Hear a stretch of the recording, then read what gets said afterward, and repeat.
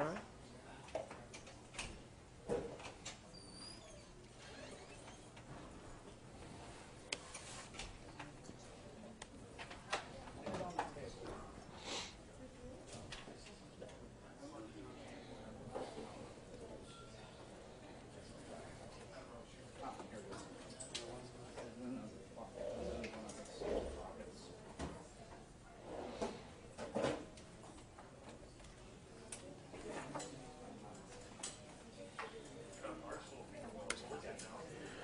I know I never want to sit down. More healthy to stand. It is more healthy to stand. Plus, I got to please my Apple Watch and prove to it that I've moved around. The Pebble's better. Well, Apple Watch is what I got, so I'll have to just get by. How come you chose a MacBook instead of a System 76? Because I didn't think that hard about it, and I'm too plugged into the Apple ecosystem with my iPad and my iPhone and everything. Okay. So they have me over a barrel.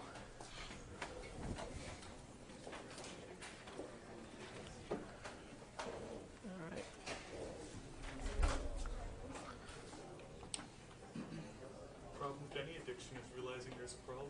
That's right. I can tell you all about mine.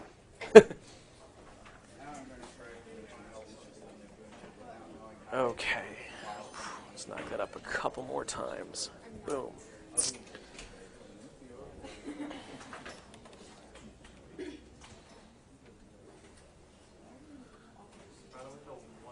saw the gift book. It went for like up to like $11. $11? That's not bad. I totally meant to bring a can of WD-40 for the hinges on this door. I'm so doing that on Monday. I'm going to wait until the IIT online camera is rolling so I can do building maintenance. Listen to that. Good Lord.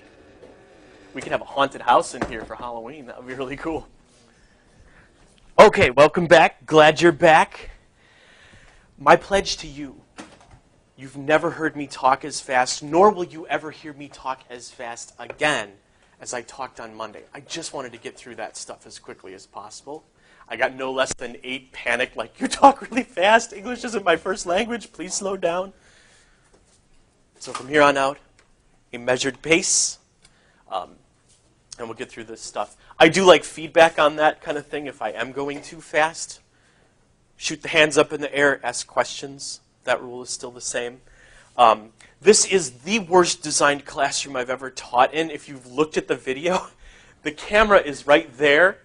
The projector is right there. If I stand here, I'm blinded by the projector. If I stand back here, like I like to stand back, all you can see is like from here down.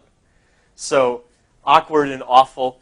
I guess it's meant for people who like to sit at desks. I cannot sit and teach at the same time. Like I was that like fidgety kid in grade school, and nothing's really changed all that much. So I will try to be aware of all that stuff. I'll try to go over there when I'm sermonizing.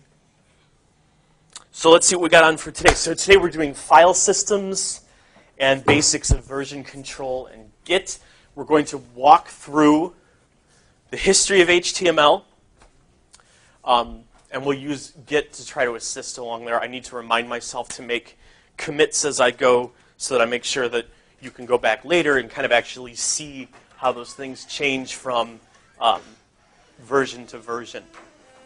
And then we've got our big list O HTML specifications here that I'll reference as we go. But let's start with Git. And what were the hands again? People who've used Git, people who've used version control before? Okay, so just like a tiny fraction of you, unless some of you are lying. So what is the purpose of a version control system?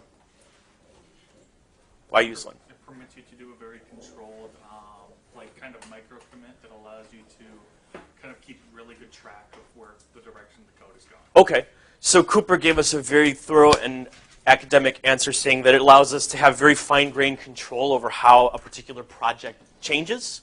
which is absolutely true. I'm much more prone to just basic stupidity, which is why I like version control. So for example, our course website here. I was working on another computer. I was working on home this morning. I made some commits. I pushed them up to GitHub. And now I'm going to pull them down here just so I can make sure that my work is in sync across multiple computers. How many of you work across multiple computers, like on the regular? Okay. If you don't now, you probably will at some point in your life. So this is one of the things that I can do is, well, there was actually a lot of changes there that I didn't have. All right. And like previewing where we're going, don't worry about this too much. I'll explain it when we get there. But I'm going to just fire up a tiny little local web server on my computer right now. And then I can go to a special address on my computer, unable to connect. Oh, that's right, 88. We're not looking at a gem server. We're looking at 8080, 8080. There we go. So now I can preview and do my web work. Now you notice this is an actual, I mean, I hate this. All browsers are doing this now. They're taking off the actual prefix here. But this is an actual, honest-to-God web server running that's actually responding to actual honest-to-God web requests. If you go like file open in your browser and you get this horrible file :// and then it'll say something like Mac hard drive, blah, blah, blah. It'll go all the way back to like the root, and then finally you'll get to like your user account or something. This is not HTTP. This is just a simple file being open, which is going to matter later once we start doing things with JavaScript. Because JavaScript has a lot more, here we go. JavaScript has a lot more sensitive rules about cross-domain requests and things like that. So if you're not working in an actual HTTP request environment, weird things can happen. So we're going to work like this. So that whole prefatory remark being said, here's why I like Git.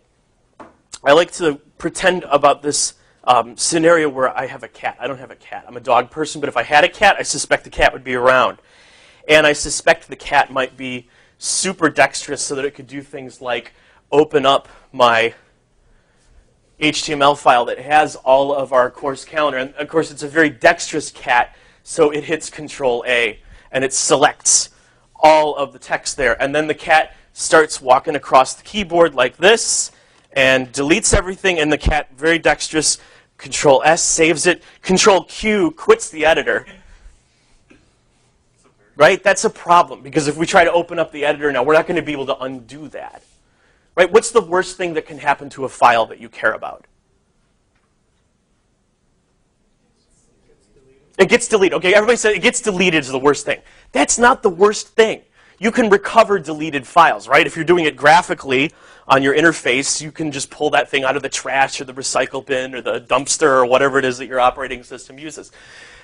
A file that's deleted is not irreparably lost. A file that is saved when it shouldn't be saved is the worst thing that can happen to a file, right? Yes, we could talk about corruption and things like that. Yes, there are a million bad things that can happen. I totally agree with you. But in terms of something that we do regularly, that we experience regularly, saving is the worst thing that can happen. Of course, if we look at our beautiful course website, it's destroyed. Okay? What's that? It is. It's blah, blah, right? Some of you might think that that's a much easier course to take. I don't know. But the point is, we've got a problem here. So ordinarily, we'd be screwed. But because this is under Git control, again, I'm working locally. Yes, I have a copy on GitHub, but let's pretend that doesn't exist. I can run this command git diff, which we'll talk more about diffs as we go. Here's all my good work in red, minus signs up the left-hand side of the screen. Those are all the deleted lines. And then here is the work that my very clever cat has put in place. All I have to do is do one command, git checkout index.html. Now if I go back to my little web server, I reload it, boom, everything is still there and still fine. This is significant because the number one problem that everybody has, I don't care if you're doing web development, if you're doing Java, if you're doing whatever language you like to write in, whatever app you want to design, people get very timid about revisions. They get very timid about refactoring, which is why the entire planet is littered with apps and sites and software that's good enough. It's good enough, right? we could try to improve this ugly user interface problem, or we could try to improve this really slow bottlenecked process, but if we touch that, then something else is going to break someplace else, and then we're going to lose 2 weeks on it or something. So we use version control because we can absolutely destroy something and still get back to the place where we had good work. Okay? We'll see much more advanced ways of doing that kind of thing, but the main thing I wanted you to see is that you can now be fearless in terms of revising things, right? Any idiot can write a good 30, 80, 1,000 lines of code and make it do kind of something. It takes a more special kind of person to be able to then work further on that, refine it, revise it, improve it, to keep the good work around and lose the bad stuff. Because you are going to write bad stuff, right? We all have ideas that come out drooling and gross from our brains, and we have to kind of teach them how to not drool and teach them how not to be gross and how to be actually cooperative in whatever we're working on. So that's where we're headed. So that's the long, or very short, actually, version of what we're doing today. So let's do the kind of quicker thing. So how many of you are digital slobs? Good. At least one person in the room willing to admit it, right? My desktop is an utter mess. I have one thing on my desktop. It's a little folder called debris. Okay, never look in here. It's a nightmare, but everything else that I have is kept in very organized fashion. I'm not an organized person, right? You can come to my house right now and find chewed up dog toys all over the place. You can find clothing thrown over lamps and stuff like that. I'm not a clean person. But when it comes to my computer, I am Martha Stewart. I am super organized because when we start doing any kind of advanced software development or even something like web development, you have to be organized, right? Everything in a given website, right? We've got example.com. If that's our website, then someplace on example.com, we've got a directory, aka a folder called HTML or something like that, or www. We have some folder that has all of our stuff on it. So if you're the kind of person who keeps your images laying over here, and your documents laying over here, and everything else kind of spilled out on your desktop, you're going to have a very hard time adjusting to Git. So let's talk about the command line and organization and all that. I was a DOS baby. Way back when the Earth was still cooling, dinosaurs roamed the Earth, I had my first 8086 that ran a version of DOS. It was a green screen, form factor, monitor, and keyboard all in one. You had to type B-O-O-T, boot, in order to boot the machine. Like, you turned it on and nothing happened. You still had to, like, manually tell it to boot. Later, we got really advanced and wrote our own DOS shell script so that it would boot automatically when you turned it on. It had a big crank that you had to turn on the side to keep it. Well, okay, it wasn't that bad. But I'm a DOS baby, so I'm used to the command line. There's a part of my brain that's very used to that. Of course, everybody who was born after me is used to this kind of a view of the file system, right? Which is a metaphor. For what? What do we call these things? Starts with F, rhymes with olders. Folders, very good. Folders, right? But these aren't really like folders, right? You don't really put folders inside of, in the real physical like office world, you don't put a paper folder inside of another paper folder and then a bunch of folders inside of that, right? So it's a metaphor, it's a shaky metaphor at best, right? But if we look at some of these, I don't think I've got anything terribly disturbing on here, right? These are all fairly standard, some of them applications, desktop documents, that kind of thing. And of course, if I go to my command line, if I just launch it up for the first time, or if I type the cd change directory command, right? That's the ET phone. There's a reference that's going to be lost. Anybody ever seen ET? No, didn't think so. What? Right, exactly. No, it was a bad reference. It was ancient. I was like in kindergarten when the movie came out, when the Earth was still cooling, and I had my first computer. All right?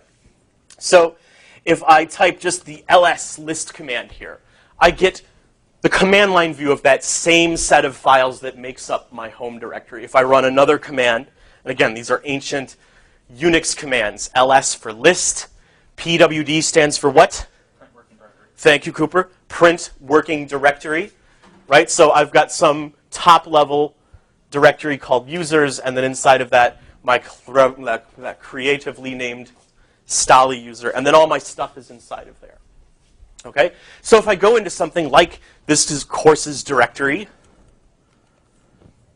and of course I've got my hipster tricked out Z shell command line that's going to keep reminding me of my path.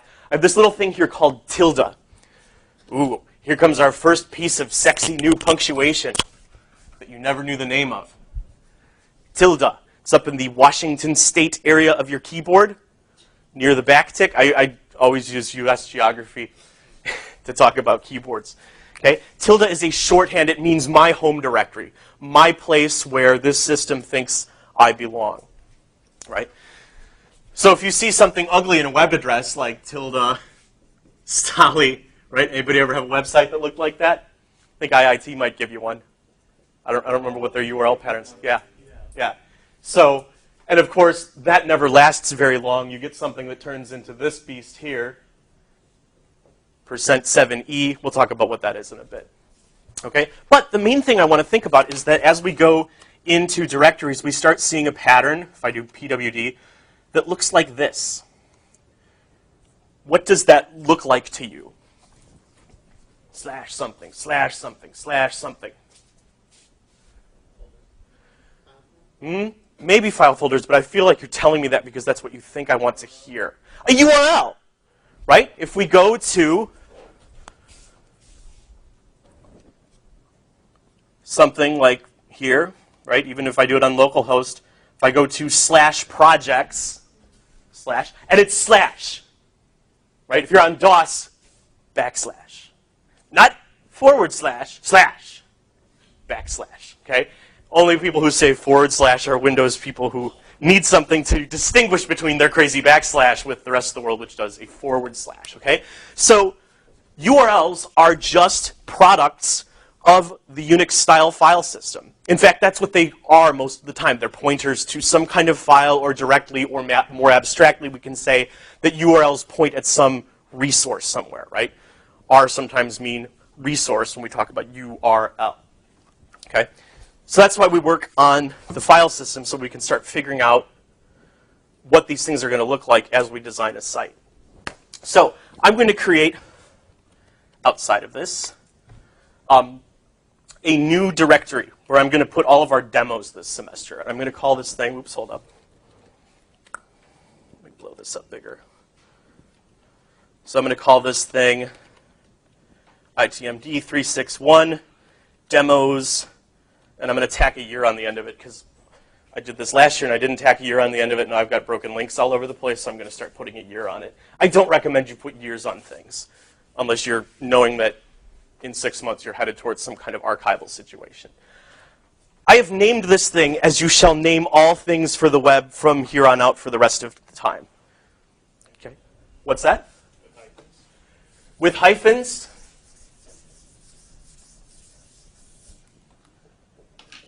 So hyphens, right? No spaces here. Every operating system on the planet now encourages you to write spaces in your file names, right? The problem is that on the web, those spaces are going to turn into this ugly little thing, %20. Okay? Does anybody know what %20 refers to? Surely you've seen this before, right? My %20, crappy %20, resume.html. Space. Okay, it's a space, but where do these two digits come from? It's the, well, 32. it's a one of the 30, well, I'm not too sure. Okay, that's okay. It's fine to be not sure. Cooper. I used to know what it meant, but I can't remember. That's okay. Just the ASCII. Yeah, ASCII, that's the thing I was, Right, let's get an ASCII table up here. 20 is the space character. Well, 20, or actually 20, because that's a hexadecimal number. Okay? So if we look at, these are the 127, actually 128, code points from the original 7-bit US ASCII system. Anybody know what ASCII stands for? ASCII? Nope. The American Standard You know I love that word. Standard code for information, I'm not going to write this all out, interchange. Okay? Which was developed when? Anybody know the year that the first 7-bit ASCII was released? Usually we talk about 1967. You'll sometimes hear the 128-bit character set referred to as ASCII 67. Okay? It was a 128-bit character set. I'm sorry, 128 code point, 7-bit character set. Right?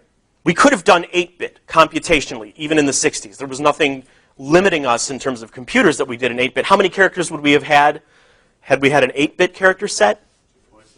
Yeah, what's the 2 to the 7? Right? That's our binary notation for 128. And 2 to the 8, 256. Right? But we had a 7-bit character set given to us. Why? Does anybody know? Where did you store data in the 1960s? Somebody other than Cooper, who's really excited, but let's...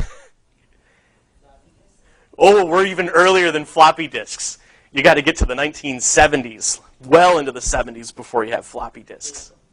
Paper, okay, punch cards, yes.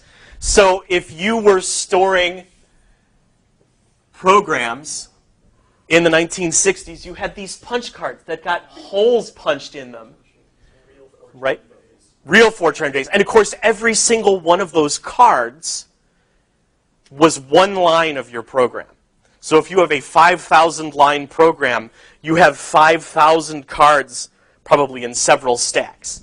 Does anybody know how many columns on a punch card, like a standard IBM punch card in the 60s? Nope. 80. You could fit 80 characters onto a punch card, which, if you've ever explored a fresh, out-of-the-box plain text editor, a lot of them now still default to wrapping your code at 80 characters. If you look at the specification for electronic mail, RFC, I used to know this, I won't try to guess. Electronic mail is still, if you're going to conform to the email specification, you have to wrap the plain text version at 80 characters. Because who knows, maybe your email is going to some really old professor who's still getting his email on punch cards. Okay? We have all this great sort of like numerology in here. Okay, but the punch card people, when they were designing the ASCII character set, does anybody know who the they was? Who designed ASCII? Well, as you might remember from kindergarten, it was the X32 subcommittee of the American National Standards Institute, and they were charged with figuring out where you put all of these code points. So if you have something, and we're not even talking about like the letter form of the letter R, or the letter A, or the square bracket, or the number 7, right? We're talking more like the Platonic idea, like the general concept of an R or a 7, right? Somebody had to figure out where all these things go. And prior to ASCII, pretty much every computer company on the planet had their own internal binary coded way of exchanging information. Okay? This turned deadly.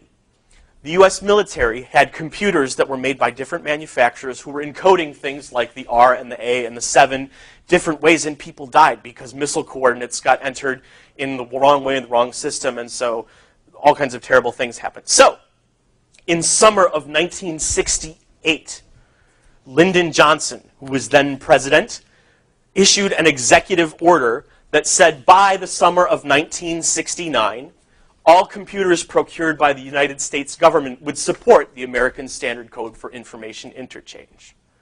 Okay? Who was the biggest consumer of computers in 1969? The US government.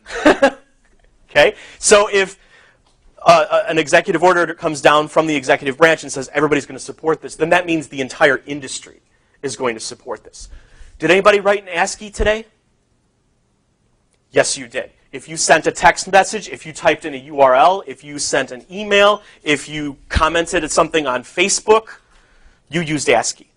Okay? Now, we have a superset now that's called UTF-8, which we might get to later today or we'll get to later. but the original 7-bit ASCII character set is still alive and well. The code point for a 0 is still 30 in hexadecimal, still 48 in decimal, and so on and so forth. Okay? You can open a lot of your text messages on a computer from the 1960s or the 1970s. That's fascinating, right? Has anybody ever tried to open up a Word 1.0 document? You literally can't do it, right? I mean, why are programming languages so special? All of them. Like, almost without exception. Like, you have to go really far and really weird to find a programming language that doesn't conform to one simple principle. What's the material of programming languages? I don't care. Fortran, C, HTML, binary what? Binary data, but specifically binary encoded text files, according to open national and now international standards, care of Unicode, right? Every program on the planet starts as a plain text file that you can open in any plain text editor, and a lot of them you can open in a backward compatible way on computers that are decades old. And unless something really weird happens, you'll be able to open all of these things in the decades ahead, all right? Which still doesn't get us as to why we had a 7-bit set in 1968. So this was one way of handling data. You would store it on punch cards. You can store data. What's the other thing you can do with data? Send it. How did you send data in the 1960s? Wow, this is like truly ancient history. We had big machines that had huge rolls of paper tape. My dad worked at 2 different companies here in Chicago. Worked at ITMD and the now defunct AB Dick. He was a electrical engineer who worked on the paper tape machines. And on his last day on the job, he swiped a handful of his tools that he used, because these things are like punching tape really fast, and another part of the machine is like reading the holes in the tape really fast. So these things would jam, right? So he had like these tools that looked like a dentist from hell, like all these crazy hooks and punches and things like that that he would use to open that up. But here was the thing. The punch card people, the storage people, were pretty cool with like, yeah, sure, if you want to add another punch, that's fine. It's going to ruin all of our other data. But it was the paper tape people who said, you know, we started by doing 5-bit codes based on the French telephone system, the French Bordeaux codes. We squeezed the 6th and 7th bit on here as best as we could, and we also have a parity bit. Has anybody heard of parity checking before? Anybody besides Cooper? What's parity checking? Do you know? Okay, that's okay. So every line of these zeros and ones, right, add up to either an odd or even number. So what parity checking was a really early, really primitive form of data checking. We would say, we're going to make sure that all of these lines that we've sent are even, or all of them are odd. So if you had a line that was odd, then you would punch that parity bit to make it even again, and if it was already even, you would just leave it alone, right? So you had less than a 50-50 chance of being certain, but it was better than no certainty whatsoever. But anyway, what the paper tape people said is that if you try to cram 8 bits on there and a parity bit, and you have a situation where every single one of those bits and the parity bit is punched, what's going to happen? Error. What kind of error? Not even that interesting. The paper's going to tear. Right? So 7 bits it was, which was really great if you use a Western Latin alphabet like English does. If you're German and you have your funky umlauts and your Eszett, or if you're Spanish and you have your ñ, or your other diacritical marks over I's and O's and things like that, sorry, we can only do A through Z. Okay? Now this has changed, fortunately, with 256 and on up. Right? We've got UTF-8, which is an 8-bit transformation set. We've got UTF-16. So we can now pretty much represent the glyphs. Ooh, there's your fancy vocab word for today. The glyphs, which again are not, when we think about letters, we think of like an R in Times New Roman or Courier or something like that.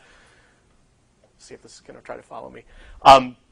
We're talking about like the vague idea of it. So even fictitious languages like Klingon, there are specific code points in Unicode for Klingon. There are specific code points for Old Elvish from the Tolkien novels. There's specific code points for every single natural language, present and past, pretty much now. So we can represent more than just this original Western Latin alphabet, as it's called, right? Which became an international specification, right? It was started off as ASCII, and then ASCII was standardized internationally. Does anybody know what the marker was for US ASCII, aka Western Latin, internationally? You'll still see this around on certain web pages. Or you might remember it from kindergarten class. ISO-8859-1, Western Latin US ASCII. Okay? So, where did we come from? We were talking about naming files. And specifically naming with this scheme. Okay? So we don't want to use any fancy characters. All right, so here, if you're writing something that's destined for the web, you can use lowercase letters A through Z. Is the world going to end if you use an uppercase letter?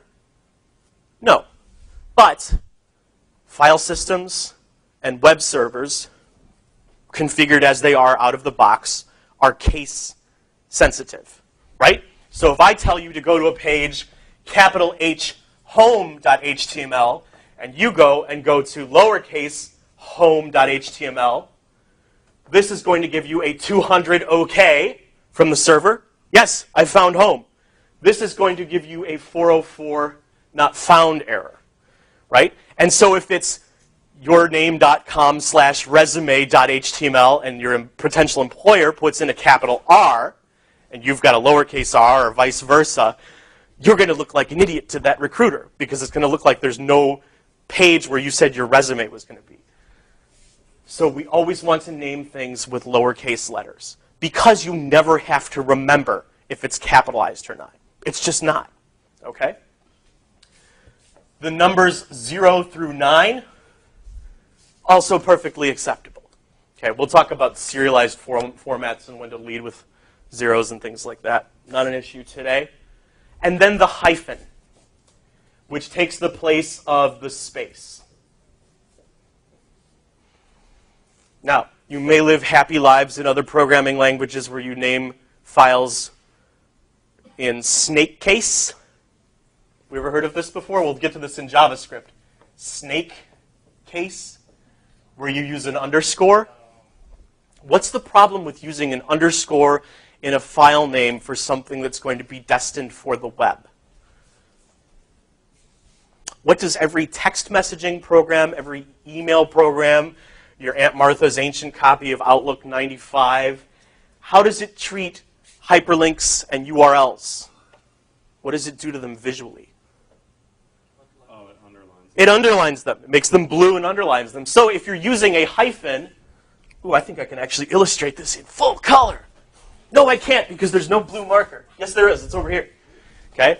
So you wrote snake case, and then Aunt Martha's email program, there, you can't see it, does this. And so now you have entered friction into this because it's unclear whether that's a space or whether that is an underscore. Okay? You put a hyphen in here. Now that's obvious as to what's a hyphen and what's not. Okay? So these are the characters. Count them. 37, 26 letters, 10 numbers, 1 hyphen. That's it. You don't want to use, let me use some other color here. You don't want to use question marks, right? Won't you please hire me, questionmark.html? Why can't you use question mark in a file that's destined for the web? Somebody who's not Cooper. We should send as like a query. Yes. Is it sent to? Right? This is the form, right? Or to the HTML document. Right. Web servers understand question marks in very particular ways. They understand ampersands within them in very particular ways. They understand a bunch of different things. So this is the safe set. Nothing weird is going to happen if you stick with these things. All right? My shorthand rule for naming files destined for the web is pretend that you have no spacebar and no shift key. If you do that, you're golden, because you won't capitalize anything. You won't use any of the interesting punctuation on the top of your numbers, and that hyphen you can just hit without the shift key either. Okay? Okay, what do you know? It's 10 minutes to the hour, and we're just making a directory, right? So I've made a directory for the demos in this class. And now I want to put this under Git control. But the first thing I have to have in order to make Git do anything is I have to have a file. Git does not track empty directories. And it also treats file names as metadata. So if you move a chunk of a file from one place to another, you can still access the history, not of the file names, but of that content as it changes over time. So I'm going to use another command. We've seen a couple so far. ls, make directory, cd, right? I'm going to do another one called touch, okay? Which, as someone who's Unixy will quickly point out, this is a side effect of the touch command. Does anybody know what touch is ordinarily used to do? The side effect? Is it used to blank files? Well, the side effect is that when I hit index.html here, there's no, let me just belabor the point, right? If I type ls, and I'll even do -la so I can see all of my hidden files, right? Which, what do these dots mean? Unix heads? Anybody? Yeah. Directory and previous directory? Yeah. They're just pointers to the directory that you're currently standing in and to the one that's one higher than where you're standing. Okay? We don't have to worry about those so much. But this is an empty directory. If we looked at the folder view, we would see no files. So if I run touch index.html and then run this again, now I have a file that is, in this particular column, 0 bytes. Okay? That is a side effect of touch. What touch ordinarily does is reset when a file was last modified. On certain web serving programs, you can restart a server by touching a file in the temporary directory. Like you can say touch restart, and if it detects that that restart is newer than when the process got started, it'll actually restart your server. So that's what touch is supposed to do. The side effect is that we could just create a simple, empty, blank, binary text file here. 0 bytes, okay, which is what we expect of text files. Go home, open up Microsoft Word, save a blank Word file. Just do file new and then save it right away. See how big it is in that blank file, right? Which is another thing that is special about programming languages, right, that are written in plain text files, is that they are only what you see on the screen, with a few exceptions of invisible characters that we'll get to later. Okay, so now that I've got this file, I can actually run Git in it, and you can review the tape later, so you might want to just absorb this for now and go back to it. So we initialize a Git repository with Git init, okay, and it will tell you that it's initialized this empty Git repository in this case, users, Stali courses, ITMD 361 demos 2017.git, okay, which means if I type ls -la again, I'm going to just use my little shortcut because I do that so much. Let's do it up towards the top of the screen. I now have a little directory in here called .git. This is different if you've ever used Subversion, if you've ever used CVS or anything like that. In those version control systems, your repository lives over there, right? Where over there is some server someplace else. In Git, its architecture is fully distributed, meaning that if you and I are working on a project together, you've got your copy of the repository, I've got mine, and by social arrangement we say, hey, and over here on GitHub or GitLab, this is where our shared copy is going to live. Okay? So there is no over there, which is great, because if you're like me and you enjoy the wilderness, you can go up to some lake in far northern Wisconsin and catch a fish and make Git commits, and then when you get back to civilization, you can then push them to your collaborators, wherever those happen to be. All right?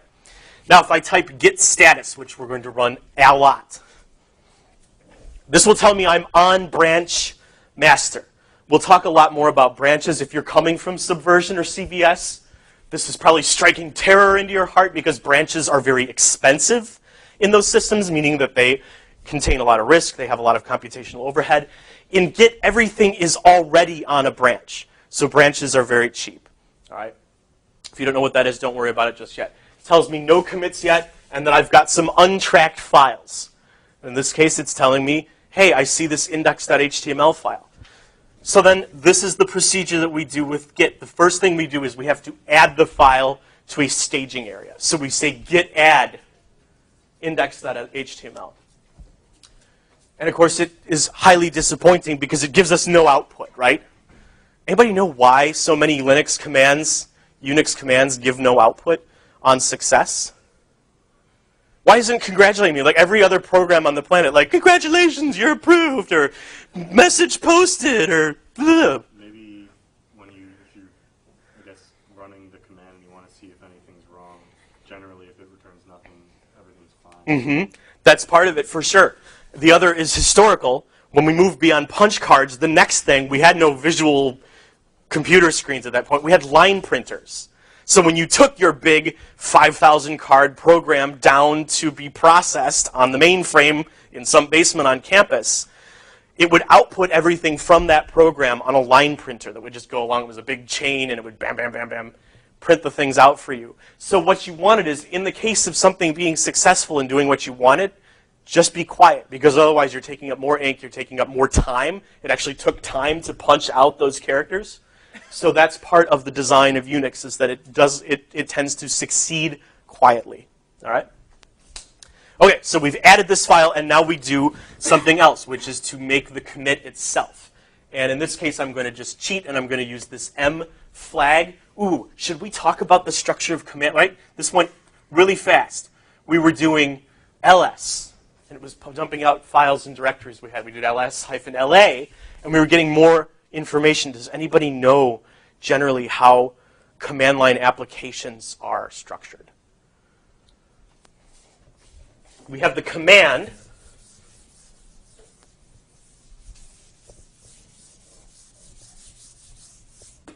Right, we have a command like ls, and then we can pass it what are called arguments or flags, right? Flags, which are shorthand. I think this is right. Flags versus options. Flags take a single hyphen. We'll have to check this out. Okay? But basically, this allows us to say we want to run this program called ls, and we want to do it with these options. In this case, la means we'd like it to sing to us. No.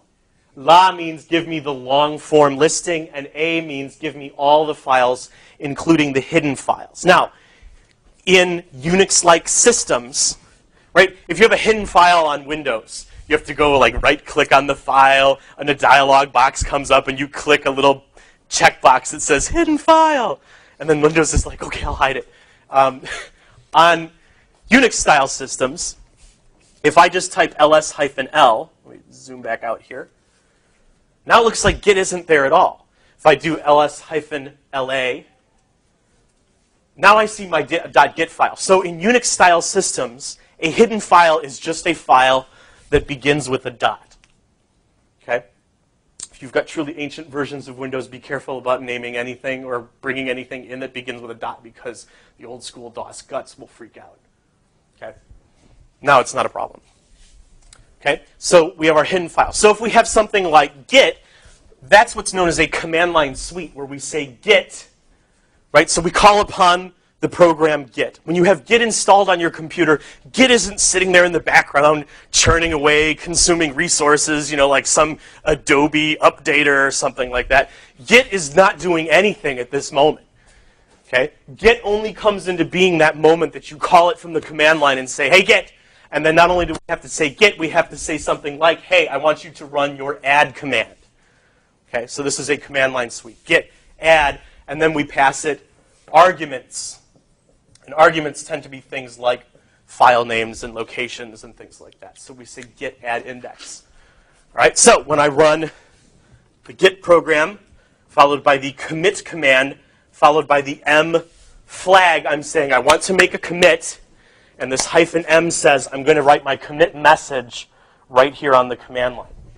So I open it up with a pair of quotes, and I say initial commit. This is my style. I always do initial commit, semicolon, betraying my graduate background, right? Add blank HTML file. And then I get this back, okay? This was successful, but this is also going to be noisy for me. So it's going to say, I'm on master branch. This is my root commit. In my particular case, 2340AA1. We'll talk about what that is in a second. Then there's my text I wrote, initial commit add blank HTML file. It tells me that one file was changed. There's 0 insertions and 0 deletions, which we would accept because that's a completely blank file. We can't insert or delete that which does not exist. Okay? And then this tells us it's doing it in create mode. We can talk about file permissions another day. There's my index.html file. Now, once I've done that, if I type git status, I get the happy message that I want to see every time I get up from my computer, go have lunch, go watch TV, go rewatch the Stranger Things teaser trailer again, right? I want to see that my working tree is clean. In this state, it means that Git understands everything that we've done on our project and that everything what we've done on our project matches up one-to-one with what Git understands. Okay? The second we start changing that,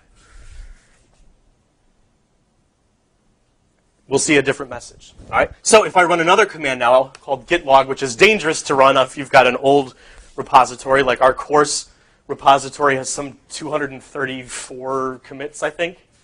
Right? But if I just run git log now, this is telling me that, hey, me, right? So there's no place to hide with Git, at least if you're honest with the configuration. This is me, that's my email address. Here is the exact time that I made this commit, and here's the message of what happened. Now, this big, long beast here is what's known as a SHA-1 hash. It's a cryptographic signature that's based off things like the time of the day and the contents of your file, and I think there's some entropy built into there as well. This is used in lieu of simple integers, where we could say commit 1, commit 2, commit 3, which is how older version control systems worked. And that was great if you were some lone developer working on your own. But if you and I are collaborating on a project, you make a commit, I make a commit, well, which one is actually commit 1? Which one's commit 4 and 57 and 862? We don't know.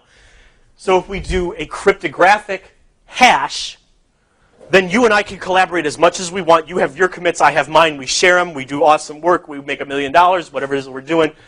These things are mathematically supposed to be always unique. There is a probability, it's astronomical, of what's known as a SHA-1 collision, where you and somebody else make different commits on the same repository and they end up with the same cryptographic hash. If that happens to you, you'll be on the cover of, I don't know, Nerd Weekly or something like that, because it's so astronomically improbable that that would happen.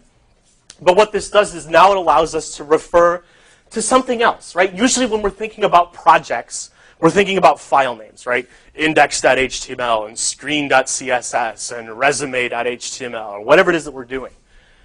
Now we get the fourth dimension here, a timeline, right? Where we're talking about at this particular moment of the project. And these moments are labeled by their commit hashes. So I can do something like, and this is going to be very uninteresting output, but I can say git show, and then I can type out every single one of these digits. No, you only have to type out the first like 5 or 6, right?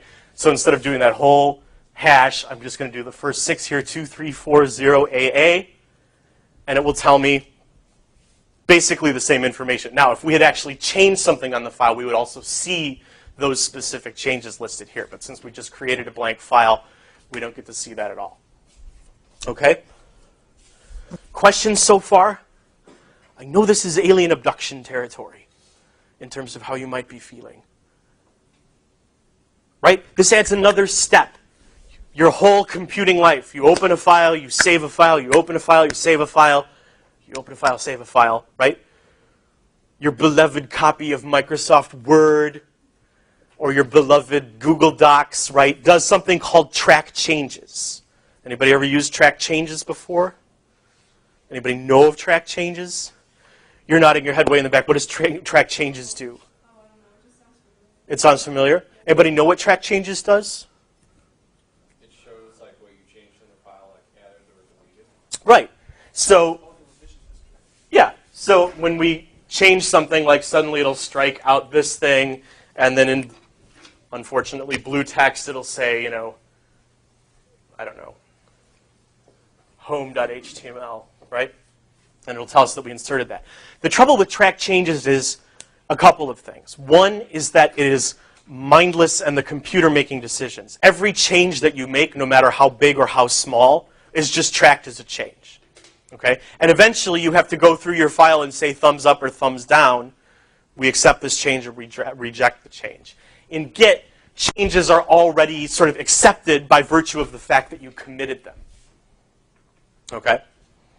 And it's not terribly interesting to look at Git when we have a single file going, but think about the software that you've developed or the websites you developed. You have some single change, right? We were going to change how big the headline is on a blog or something. Well, that might be a revision in the actual HTML. You add a different class or you do something to the HTML, but then you also have your CSS style. So you've got one change that's occurring across two different files. Okay? What commits let us do, and specifically what that interstitial, ooh, there's another highfalutin vocab word, that middle part where we say git add, what that does is it allows us to commit specific work at a time. And we'll even get to the point where we'll do git add in patch mode where we can take out specific lines from a file. So if you are like me and you're overly exuberant all the time and you're just way too excited and you start making changes all over your CSS file and you're like, oh God, I should have committed like an hour ago because now I've got changes to the typography, I've got a new color scheme, I've got new column widths or whatever. You can go into Git and you can say, okay, I'm just going to grab the lines that are related to the color scheme and then I'll commit those. And then we go back. So you get to lie.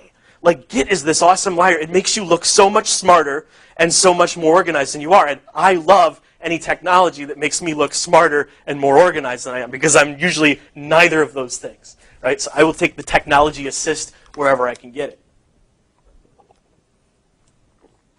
Okay. Any other questions at this point? We're about 25 minutes. This is good. Got into ASCII already. I didn't think that was going to happen today, but. So, quick point of trivia, and then we'll actually start writing HTML. Why did I call, of all the possible names that I could have called this first HTML file, which right now is not really an HTML file because it's just empty, but why did I call it index.html? Could have called it, like, right, it's my file system. I can call it anything I want. Isn't it like the default? Yes.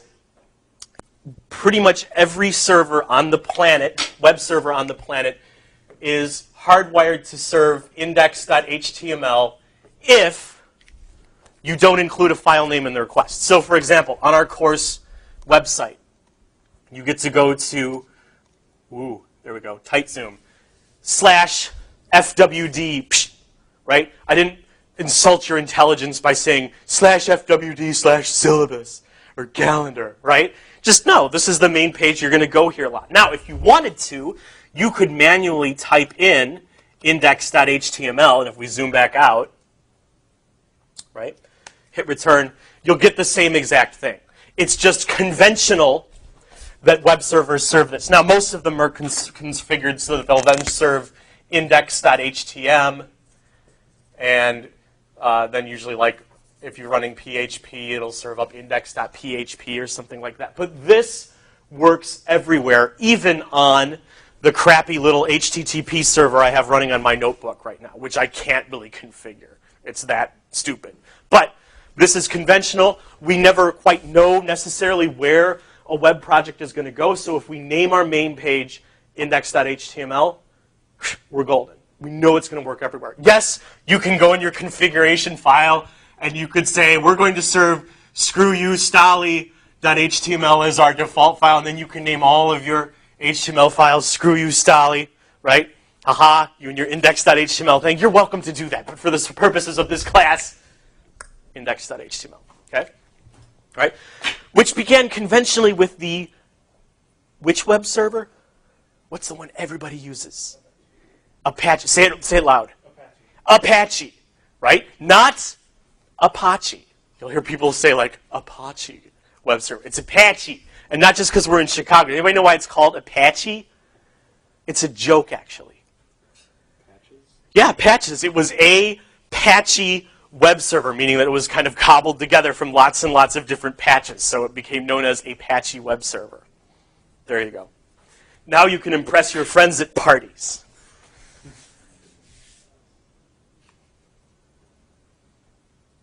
Okay, so we've got this index.html file. Let's get to the main monkey business, and I'm going to open this thing up. Now you'll notice despite opening this thing up at the beginning, I rarely look at or interact with my file system graphically. I hate it. It's cumbersome. It's error-prone. There's no history, right? If I want to, I can find out, hey, when did I create? If I do cat, and then I can refer to my history file for my command line, when did I create ITMD 361 demos? And of course, grep helps if you actually put the command you're trying to pipe to, right? Here are all the times that I interacted with something in good old Unix timestamps, right? Again, I'm not very bright. I'm a very big slob, so having that kind of support where I can go back and figure out what I did, or even if I just had to write some one-off command where I forgot, I just grep my way through my history and figure out what was that one crazy service I had to restart on the server. There's a history of it. Whereas if we're using our fingers, right, like cavemen, there's no history of that. And if you accidentally, and if you're like me, right, where you know you shouldn't, but you've got the big greasy bag of chips there and you're dragging a file across the place and you slip and it just goes someplace, good luck finding it, right? So again, I like to take all of that kind of guesswork and knowing my own limitations as a human being out of that. Okay, so I'm going to open this in Atom, which is the editor that I'm going to be using in class. Sorry, BBEdit. Right? And I like to do this again from the command line. Yes, you could go open Atom, like go and let's find the pretty icons that somebody spent a long time designing. Let's try to find this thing somewhere. I don't want to do that. I know if I type the word Atom, right, but it's just going to call this thing forth, and it's going to load it up, right? And then I give it specifically, this is the file I want to edit. So now I have complete confidence in myself that I'm calling up the program I think I want to call up, and I'm opening the file that I think I want to open, right? When you start getting 12 dozen web projects going because you're making one for every aunt and uncle and cousin you have, you'll be thankful for this kind of precision so that you're editing the correct file. Okay, it is 1992. You're whom? Who was the creator of the web? Al Gore. Let me ask you a different question. Who was the creator of Facebook? Mark Zuckerberg, okay? In the popular imagination, right? You all know who created Facebook. Does anybody know who created Twitter? That one's a little harder. Jack Dorsey? Al Gore? Not Al Gore. Say it again? No, not Jack Black. Inventor of the web. Tim Berners-Lee. Hyphenated last name. Tim Berners-Lee. Inventor of the web. Where was he working when he created the web? And specifically, we could say he created the web, but there are physical things we can point to that he created. He created the first web browser, which confusingly was called World Wide Web. Okay, so instead of Firefox or Internet Explorer, you had World Wide Web, which was a browser. And he also developed something else. This is the client, so let's go ring over here. The server, right? Specifically a web server, and specifically the protocol that stands behind HTTP:, right? When we call that thing up on a web browser, or if we launch curl or something like that, right? Where was he working when he created this thing called the web? I guess the government? Not the government. Not Bell Labs. Not in his garage. It wasn't that heroic or romantic, unfortunately. He was working at a place called CERN. C-E-R-N. Which is, anybody know French? I know German. I'm trying to learn Spanish. I know some Greek. I don't know French. But it's the big nuclear research outfit. Particle accelerator, right? Yep. In France. And I think they also share a border with Switzerland. So he was a scientist working here. He was not some software developer. He was a nuclear scientist. What problem was he trying to solve in creating this thing called the web?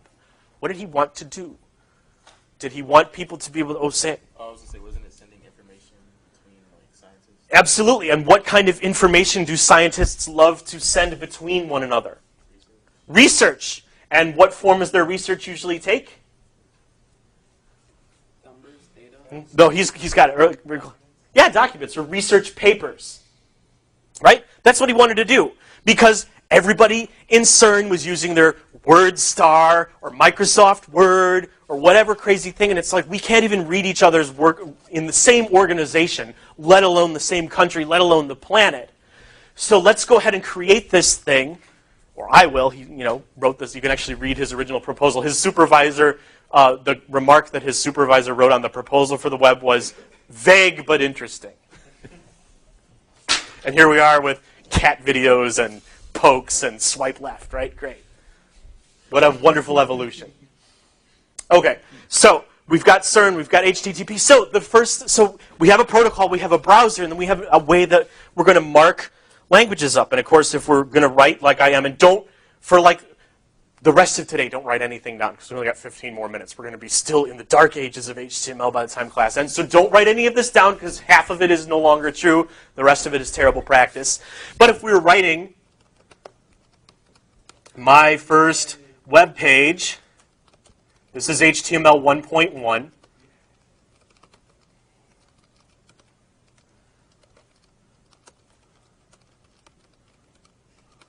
It's so hard because we're not going to do uppercase tags anymore, so it's like a real challenge to write this, right?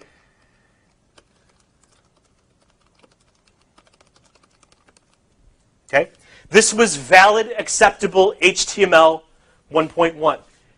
Product of research papers. Yeah, I know, I want to close it too, but you didn't have to back in the day, okay? So I have a title tag, and I have a heading 1 tag, and I have a paragraph tag, okay? Which HTML was based on prior art, right? Just like the web wasn't a whole new protocol, it was based on TCP/IP, right? Our backbone internet kind of protocol where we have information flowing over specific ports in packets, right? That was prior art. And this is prior art. Does anybody know what language HTML was based on? This is truly ancient history. SGML, if you have a friend in library school, ask them about SGML, which stands for Standard Generalized Markup Language.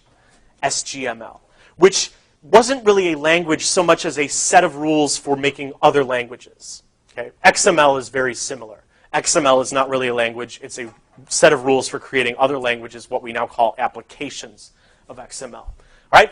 SGML was created in the 1960s, contemporaneously, I think, with ASCII. And the number one thing that we still retain from the original SGML specification are these guys. Right?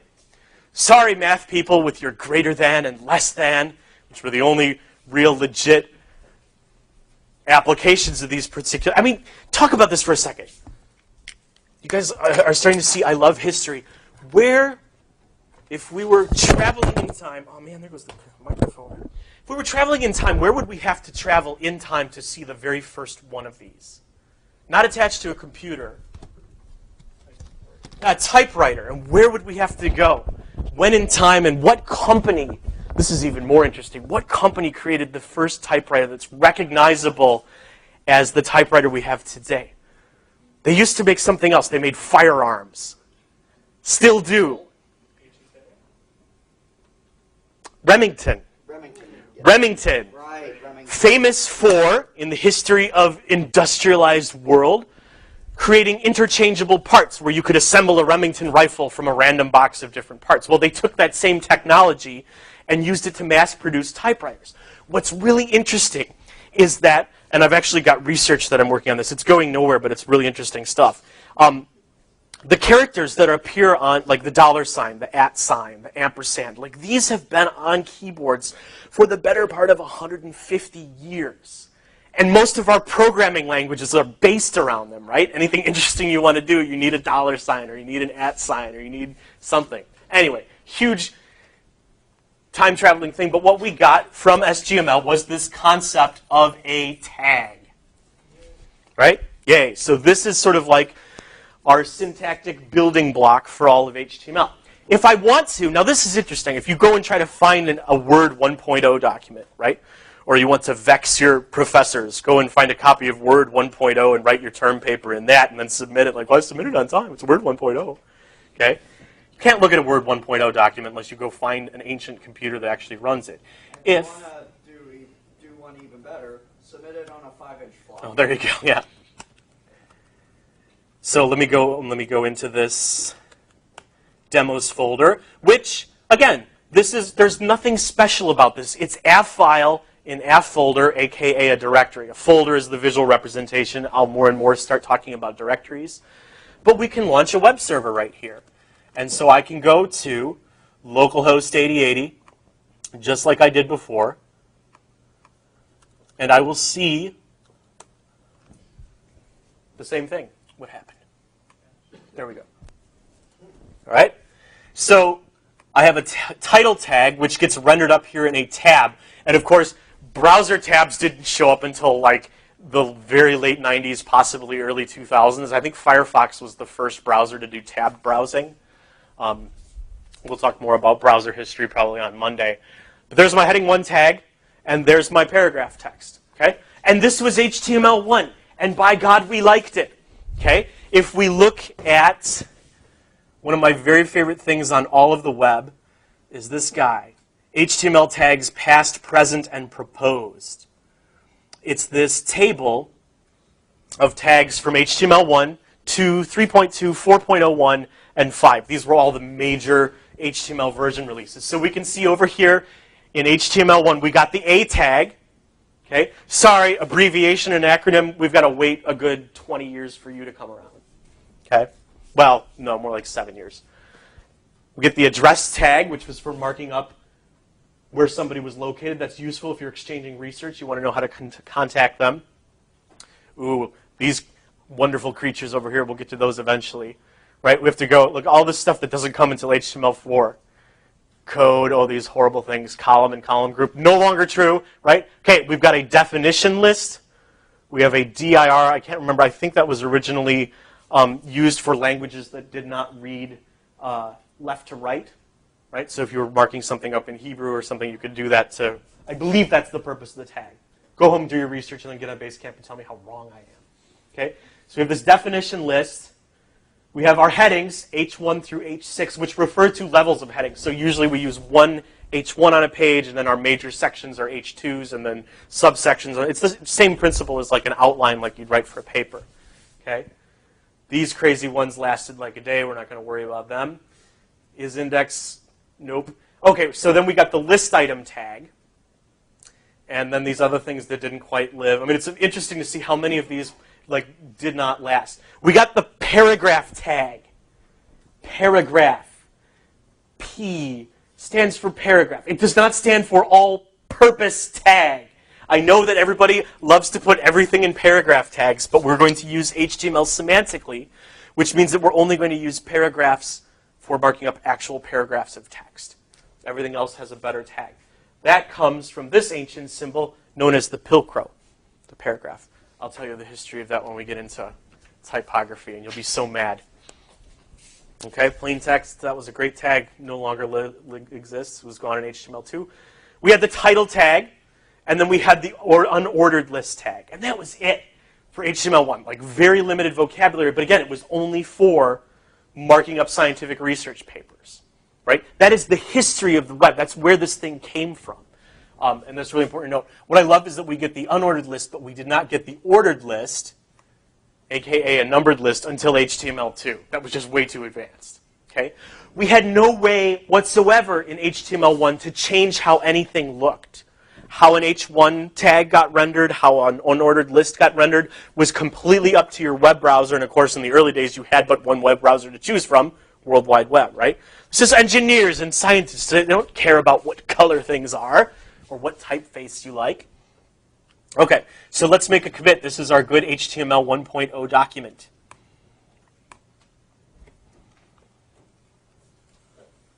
Over here, let's see, get status. Okay, now if I do this something interesting, I'll say, okay, it tells me it's modified. And then I run git diff. I do git diff every time before I commit. Because again, same thing. Like, I think I'm being really careful. I think there's no cats around or something. But then I'll discover I accidentally deleted a line or something like that. Particularly if I'm working in Vim or something, then it gets really ugly. So here, not that you can see this, hold up. So here is what's happening in my file when I commit it here. I've got this title tag I added, h1 and p. All right, so I'm going to say git add index.html, git commit. I'm going to cheat from the command line again. Add HTML1 style document. Okay? Now, there is no specification laying around anymore for HTML1. There is a document somewhere. I've never tried that hard to get it, but it's called HTML tags. And if you try to Google for HTML tags as the name of something, there's a lot of things you're going to have to wade through. But starting with HTML2, we could actually look at the specification from 1995. It was RFC 1866. Anybody ever seen an RFC before? You're looking at one now. Okay? So this was from the network working group of the Internet Engineering Task Force, one of the first and most important standard bodies in all of the Internet, right? These are the ones that did TCP, the ones who did SSH and SFTP and all these other things, right? They maintain those specifications. Whose name appears at the top? T. Berners-Lee. Sir Tim now, right? He was knighted by the Queen. He's a Brit for being creator of the web, jointly referencing MIT and W3C, right? And if we look, we'll see that this is why you should read your specifications, because they're history lessons. Everything I told you is true. An HTML document is an SGML document. That is a sequence of characters organized physically into a set of entities and logically as a hierarchy of elements. Okay? Couple of keywords there that are going to stay with us the whole semester. Go back to HTML1. One is that HTML is just a big, long scroll. It's a big, long text document. Yes, eventually we're going to say, ooh, I want this thing in a column over here, and I want this in a column over here. When we write HTML, we're writing one long thing. Okay? Now, back in the day, people wrote tables, where they tried to use tables in HTML to create layout. Even that, you still had to write it in sequence. But the other part is that this is a hierarchy of elements.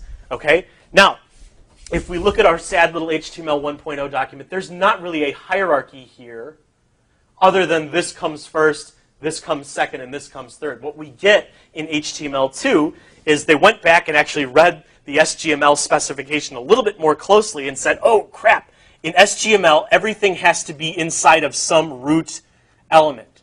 So they called this root element HTML. Okay? This was adhering better to the SGML specification. And because this title gets rendered, even in the earliest web browser, basically up in the title bar of the application, these other two things, right? Let's look at it to just prove the point, right?